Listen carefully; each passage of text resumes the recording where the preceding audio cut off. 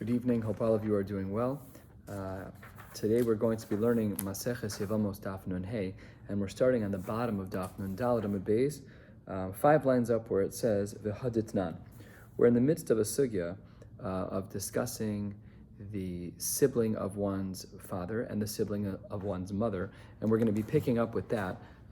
Really, this deserves a handout, but unfortunately I didn't have ample time to make one because this first sugya is a bit of a complicated one, and let's go through this together, and then we'll carry through all the way to the very top of Nun Vav Amud Aleph, and then we'll stop for the day.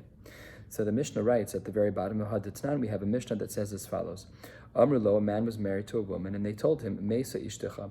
He finds out the terrible news that his wife passed away. V'nasa achosa. After the bereavement, he marries his wife's sister, but only me aviha, it was a half-sister. And then he finds out that Mesa, that this new wife died, and then v'nasa achosa me'ima, that woman, that second wife, that woman's sister from the mother side. And then Mesa, she died as well. V'nasa achosa me'aviha, and that third woman, she married her sister, but only through one side, through the mother side. And then Mesa v'nasa achos me'ima, yet again he married another half-sister. So in all of these cases, the halacha is muter berishona uveshlishis uvechamishis upoteres tzarosehen. That in the event that this whole story was actually an accident, and really that first wife never died, and therefore that second marriage should never have taken place, and the subsequent ones maybe not either. So what's the halacha? So says the Gemara, if they find out that wife number one never died, then muter berishon v'shlishis uvechamishis, he's allowed to marry wives 1, 3, and 5 because they're distant enough that the half-sibling relationship is not relevant. So that would be mutter, and poteres upotros tzarosein, and it would be fine with the co-wives. That's not an issue. However, va'aser b'shniu b'revius, the second wife and the fourth wife are not allowed because they're too close in relationship to him through his wife. Ve'ein bias achas min poteres tzarosein, and it doesn't help. Now, let's say we find out that really the first wife did die. Ve'im ba'al hashniya, if in fact he was with the second wife after his first wife died, lachar misas harishona, she did in fact die, then muter b'shniya uverevius, then in order to create an appropriate distance, yes, he can be married to number 2 because number 1 died, but can't be married to woman number 3 because it's too close of a half-sister relationship, but he could be married to the fourth woman. And upotros tzarosein v'asur b'shlishis uvechamishis, and she would not allowed to be married to women number 3 and 5 because of the half-sister relationship. That's a little too close. So on the top of Nun Hey Amud Aleph, the Gemara says, and we'll be going through a significant number of drashos until we get toward the bottom of the page, and then we'll be getting into quite a detailed sugya. And the Gemara says, Alma, what do we see from this Mishnah? Achos ishto, that when it comes to the sister of one's wife, it's bein min ha'av ubein min ha'em asuros. We see that relationship will be prohibited, whether it's a paternal relationship or a maternal relationship, no difference. Asks the Gemara Mindalam, how do we know this to be true? So says the Gemara on the top of daf Nun Hey Amud Aleph, we know yalif me'achosa, from a regular sister, ma'achosa bein min ha'av bein min ha'em, just like a regular sister, it doesn't matter. She would be prohibited even if she's a half-sister from only one side. Afkan, here too, with a wife-sister, it's bein min ha'av, bein min ha'em.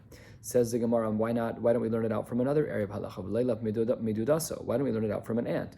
Madodasa min ha'av lo min ha'em. Afkan min ha'av lo min ha'em. Maybe we should learn from a case of doda, from an aunt, where it's only usher on one side, just on one side. Maybe here too. Says the Gemara, that's not logical. Why not? Because, says the Gemara, mistabra, what is logical is me'achoso, from the sister, havalei lemeilaf, shekain krove atzmo mikrove atzmo, because we're talking about his immediate relatives, and his sister is an immediate relative.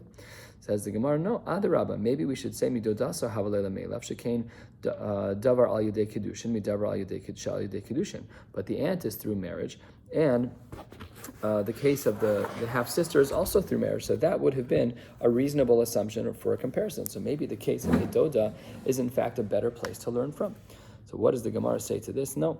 Ella, says the Gemara, me'eshes ach yalfinon. Why is it that we should learn from the case of a brother's wife?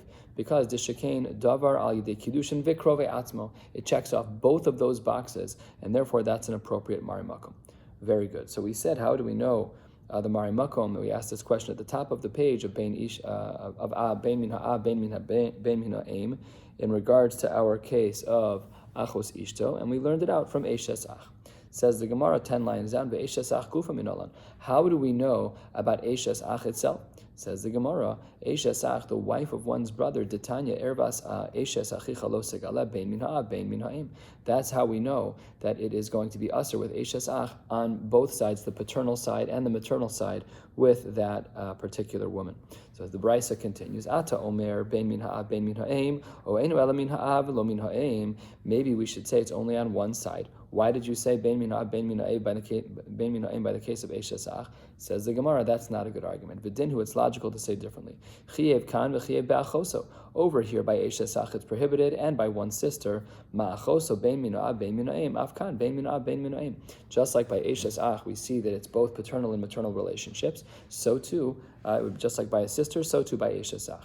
Oh, the Brisa continues, and we've seen this language before, when the Brisa is entertaining a possible way of understanding things. O kalach l'derech zu. Maybe we should think about a different possibility within the Mishnah. Chiev kan v'chiev b'dodaso. We know over here by Eshes ach it's prohibited, as well as by the aunt. Ma dodasa min ha'av v'lo min ha'im, av kan min ha'av v'lo min ha'im. A similar line of reasoning like we tried at the top of the page with achos ishto. We're trying the same thing with Eshes ach. Maybe we should learn from an aunt. So the Gemara says, Nir limidoma. Let's see what's more comparable. Done in krovei atzmo and krovei atzmo. It makes more sense to learn things on a level playing field when they're family members. But the aunt is your father's relative, not your relative, so that's not a good place to look, and therefore we should not learn from there. Okay, the Mishnah says halfway down on Nun Hey Amud Aleph, maybe we should say that really it's in another direction that we should understand the Mishnah. Done in davar shal yedei kiddushin, davar shal yedei kiddushin, ve'al tochiach achoso she'eser haba me'elav. Maybe, says the Mishnah, we can't learn anything from the case of achoso, because achoso is an automatic relationship, and marriage is not an automatic relationship. Your sister is your sister, you can't control that. Who you marry, that's a choice. Maybe it's not comparable. So therefore the Brisa says, Talmud Lomar, ervas achicha hi, bein min ha'av bein min ha'im, that it's a drasha. And that's how we conclude that when it comes to the Eshes ach, that what we're talking about is on both sides, even if that relationship is simply through a paternal relationship or only through a maternal relationship. Says the Gemara, ve'ema, maybe we should say both cases, idi v'idi be'eshes ach min ha'av, chada di yesh labanim b'chayi baila, v'chada de ein labanim b'chayi baila. Maybe we should say that they're both learned out from the world of Eshes ach min ha'av. Chada, in one case, di yesh labanim b'chayi baila, that maybe there are children in her life, and chada de ein labanim b'chayi baila, and in one case there are no children in his life. So maybe in one case both are going to be aser, bein min ha'av, bein min ha'im, and in the other case only one would be aser. Ein labanim b'chayi baila mid Rav Huna nafka. That we learned out from Rav Huna, that if there are no children in her life, that is one status of halacha. Ve'ema idi v'idi, says the Gemara, maybe we should then assume be'eshes ach min ha'av, chada diyesh labanim b'chayi baila, maybe because there are children within her lifetime, v'chada diyesh labanim la'achar misas baila. Says the Gemara, that doesn't work either. Yesh labanim la'achar misas baila lo tzricha kra. That if there are children after the death of the husband, we don't need a pasuk for that. Why not? Mida amar rachmana she'en labanim muteres, because the Torah says that when there are no children, that the Yevamos is able to marry a Yavam, hayesh labanim asura, then yes, then they would be allowed to be married. So says the Gemara, maybe what the Gemara means is v'dilma ein labanim asura la'alma v'sharya liyavam. Maybe when there are no children, she's not allowed to marry anybody else, but she is allowed to marry the Yavam. But yesh labanim, but if she did have children, then sharya la'alma v'sharya liyavam. Maybe we can say that she would have been muteris even to the Yavam, even if there were children, but she's also muteris to other people. That's obviously not how we learn. But another possibility, first of the long lines, inami ein labanim mitzvah. If there were no children, that's when there's a mitzvah. Yesh labanim reshus. And if there were children, so then, okay, it's not a mitzvah, but it's still mutter for her to marry the yavam. Inami, another possibility. Ein labanim in, yesh labanim lo. You're right, the normal distinction by Yibum is that when there's no children, that's when Yibum can take place. When there are children, you cannot. However, maybe we could have understood from the flow of our Gemara, that the Isser Dorais of them being together when they shouldn't be, namely when there are children, is not as severe as we thought. It's only an Isser Aseh, but it's not an Isser Kares. So anyways, because of all of these possibilities, the Gemara says, Kasav Kra Charina, Ervas Achiv Gila. That's really the pasuk that indicates to us that with clarity that a Yevama can only marry a Yavam if there are no children. The Gemara asks, Ve'ema eshes ach min ha'im, ke'eshes ach min ha'av. Maybe we should say that the brother's wife on the mother's side is the same as on the father's side. Ma'eshes ach min ha'av, la'achar misas ba'ila sharia. Just like the wife of a brother will become permissible to someone, let's say that Ruvain If his brother dies, then his brother's wife becomes muteres. Af eshes ach min ha'em la'achar misas baila sharia. Maybe we would have thought the same if it was on the maternal side. So it says the Gemara, Amar krahi b'hav yasa tehei. So there's a difference. By a woman, by the mother's side is different than the father's side. Yibum only takes place on the father's side, and that's what this drasha is coming to teach us. Asks the Gemara, Achoso, when it comes to a sister, the kasa bakares lamali, why did I need a specific reference to Achoso and that there would be an isser kares? Says the Gemara, Lichad Rabbi Yochanan. What does he say? Damar Rabbi Yochanan, Shimasan kulam ehalamachas, that had a person violated many isurim with many different types of arayos, chayev al kol achas ve'achas. Ula Rabbi Yitzchak to Amar, kol chayev ekrisos b'chlal hayu. According to him, who says that all chayve krisos are included. According to him, if they're all one, then why does it say kares ba'achoso? Says the Gemara, ladunu b'kares v'lo b'malkus, to say that she gets kares and not malkus. L'chalek minol. And how do we know that we're able to split up all of the consequences, all the punishments? Nafkalei ve'alishani b'nidas tumasa l'chayev al kol isha v'isha. That every woman that he's intimate with, that's how we know to be l'chalek between the punishments. What about dodaso? Diksiba rachmana aririm yihyu lamali. Why does it say that they're aririm, that they should be childless if he's intimate with her? Says the Gemara, licha de Rabba. The Rabba Rami ksiv. There are two psukim that disagree with one another. Aririm yihyu uksiv, aririm yamusu. Aririm they'll be cut off, and aririm that they will die. Haketzad. How do we understand this Gemara with a terrible consequence? Yesh lo banim kovran. That if a man violates these isurim and he has children, then Rahman al-Islan, he'll bury his children. Ein lo banim holechal ariri. And if he didn't yet have children, he wouldn't have children. Says the Gemara, why do we need both? V'israch lemichtav aririm yihyu, v'israch lemichtav aririm yamusu. We need to have both. The ikas of Rahmana aririm yihyu havamina ad chatoeha. That up until the sin, that's when the consequence applies. Aval michatoeha elach lo. But afterwards, there would not be a punishment of kovran of children passing away. Therefore, kas of Rahmana aririm yamusu, that there is a consequence even after the sin has taken place. Because of Rahmana aririm yamusu, that had it been the pasuk only had the second reference of aririm that they should die. Maybe we would have thought that the deaths would only happen post the sin. So therefore, we need both of these references, and again, these are sharp consequences, and obviously, dvarim pshutim, these are isurim that are important to avoid for halachic reasons, but we should also be concerned about them because of the onshin that seem to be guaranteed in the Torah. We're now going to be discussing a nuanced sugya in Tashmish Amita. All of this, of course, is Torah hivalomon anitzarich, and it should be done b'kedusha v'tara. And just to be clear, it's a very particular and detailed Gemara about the breaking point at which a Tashmish Amita is actually considered Tashmish Amita in a variety of halachic areas. We're 5 lines from the bottom.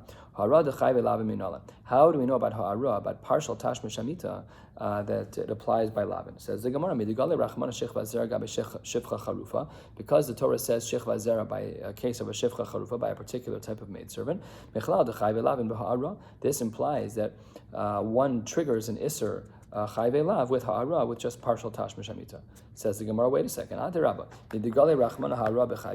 because we know that ha'ara is aser by chayve krisus, as we learned yesterday, so mechlal de chayve lavin bigmar bia, that maybe we should say that chayve lavin, which is a lower level than chayve krisus, should not be aser. The isser should not be reached only with ha'ara, but rather with gmar bia, with full tashmish amita. Says the Gemara, Amar Ravashi, if had that been true, what you're saying, Imken, Lishto Krab, Mishivcha Charufa, then it shouldn't have said Shech Vazera by Shivcha Charufa. So therefore we see that even by Chayve Lavin, that there's going to be an Isser of Tashmish Amita, even with Ha'ara. Says the Gemara, Ha'ara de Chayve Lavin de Kahuna Minal. And how do we know that there's Ha'ara, that the Isser is triggered with the Kahuna by a Kohen, let's say a Grusha, whatever the case may be? Says the Gemara, Asya Kicha Kicha, it's based on Gzera Shava. What about the Chayve Aseh Minal? And what about a case of an Isser Aseh? We've learned about this before. In Mitzri and some other countries where it says that you're not supposed to marry them now, but you can marry them in a different generation. So it says the Gemara, Minal on top of Daf, Nun Hayamid Beis, Asya Bia Bia.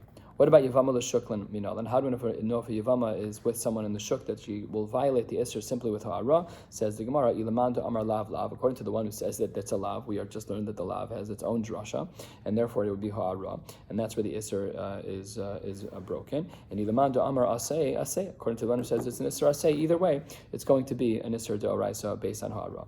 How do we know about Yevama and Yevama that they're actually married through this process? If there's even simply ha'ara, what do we do? So it says the Gemara, Asya Bia Bia. It's based on a drasha, Gzer Shava Bia Bia. Isha L'Bayla Minal. And what about the marriage of a regular couple? How do we know that they're married through this? Asya Kicha Kicha. fine, that we now know that ha'ara is enough to make them married. Amar Rava, why does it say shech vazar by shivcha charufa? Why does it say shech vazar by eishes ish? And why does it say shech vazar by sota? The shivcha charufa keda'amra. We already learned by shech vazar was to teach us that ha'ara is going to be aser. The eishes ish, what about eishes ish? Why does it say shech vazar there? It says the Gemara, maybe prat l'meshamish meis, that if a person has tash meshamita be'ever meis, where the kishui was not maintained, so he's still bifnim, he's still in the process of intercourse, but there is no kishui. So maybe we'd say that that's not the Yisur Doraisa. The Yisur Doraisa is only when there's a kishui. Post can speak about this in the case of a woman is poresa sin the b'shas tash meshamita, that a woman in the middle of tash meshamita recognizes that she's a nida. The halacha is that the husband should be yotze be'ever meis. He should make sure that the kishui subsides, and only then can he exit the body, because any movement where there's hana with a kishui might be an Yisur Doraisa. So says the Gemara, maybe we're talking about problem meshamish meis, that if a person has tash meshamita without a kishui, fine. Says the Gemara, that doesn't work for everyone. That makes sense according to the one who holds it meshamish b'meis isn't an Isra D'Oraisa if there's no kishui. I agree. But according to the one who says that even if there's no kishui, the tash meshamita is still asr. Says the Gemara, you're right. We're talking about a person who is intimate with a woman who has passed away already. Because this person is still considered a shiur, a relative, an asr person for them to be with. That once they've died, there is no isser of eishes ish after they've died. What about the sota lamali? Why does it say shech vazer by sota? The Gemara says l'chedatanya shech vazer prat ledavar acher. What does davar acher mean? So my davar acher. So says the Gemara, what's meant to be excluded with the word shech vazer that's used by sota? Amar Rav Sheshes prat l'shakina l'sakina la shelo kedarka. That if a husband gives a warning to his wife about sota, so he may say, I'm giving you a warning specifically about tashma shelo kedarka. Says the Gemara, he can't do that because she's already restricted from that. Amar le, prat l'shakina, skipped a line. Amar le Rava, mishkavei isha ksiv. Well, we already know that that's included from mishkavei isha, so that type of warning can't be what he's talking about. Ela Amar Rava, maybe prat l'shakina l'derech ivarim. So maybe we're talking about the warning is that they shouldn't have some type of tashmish. It's not really tashmish, but it's some type of touching outside of the body that's goring for shech vazar outside the body. Says the Gemara, Amar le Abaye, that's just not the same thing. It's not the same thing as tashmish amita. Derech ivarim is not the same as tashmish amita. Pritzusa asar rachmana. It can't be that we're talking about something that happens outside of the body. That's closer to the simple version of shech vazar levatala of masturbation than it is to tashmish amita. So Ella Amar Abaye must be prat l'sakina l'beneshika. We're talking about neshika. Neshika, the Meforshim write, is where the Rishonim write, we'll see explicitly in the Gemara, is when the tip of the anatomy of the aver is close to the osamakom. That's what neshika means. It says the Gemara, I could understand how you can exclude the case of neshika of just the proximity of the two genitalia near one another. I could understand that if that's to be excluded, but only according to the one who says harazu achnasa satara. According to the one who says that actual hara, which is aser, is achnasa satara, not just proximity of genitalia, but actually the penetration of the atara. Fine, I understand. That you can't exclude that. If they hold that hara is neshika, just the proximity of the two people, then that's not correct. What was the words shech vazer by sota coming to exclude? L'sakino l'derech evarim. Really, it was coming to talk about a case where there was some type of intimacy, but just not tashmish amita. Ve'istrich. Why did we need this case, even though it's not even close to tashmish amita? Because sal kadai tachamin, I might have thought that when it comes to the warnings of a husband to his sota wife, it's bikbeda debal talarachmana, that it's just what he is sensitive about. I don't want you to do this, even though it doesn't really matter halachically. It matters halachically, but not for tashmish amita. V'hakakapid, and here it's makbid on the derech evarim. So it says the Gemara, kamashman, that's not correct. Let's discuss the details of neshika and ha'ara. Amar Shmuel, how do we paskin ha'ara zu neshika? He says that when we are talking about ha'ara in our Gemara, it's not knisas ha'atara, it's just neshika, the proximity of the two genitalia. And he says, mashal adam shemaniach etzbo al piv. If a person takes their index finger and they put it near their mouth, iyafshar shelo yitchol kabasar, it's impossible that the flesh, that your lips will not move. So the Gemara assumes the same as well. If there is any contact between him and her, ba'osamakom, even without knisas ha'atara, there will be some movement of her body, some movement of the skin, and therefore that's considered ha'ara. And kiyasa Rabbi Bar Chana Amar Rav Yochanan Gemar bia b'shivcha charufa zu achnasa satara, that he holds that yes, we hold that ha'ara in general is just going to be neshika, but here by the shivcha charufa it requires knisas ha'atar. It's more. It's that the atara should be inside the body. Masi Rav Shesha shichva zera eno chayev ela al bias hameiruk. My lav meiruk gid.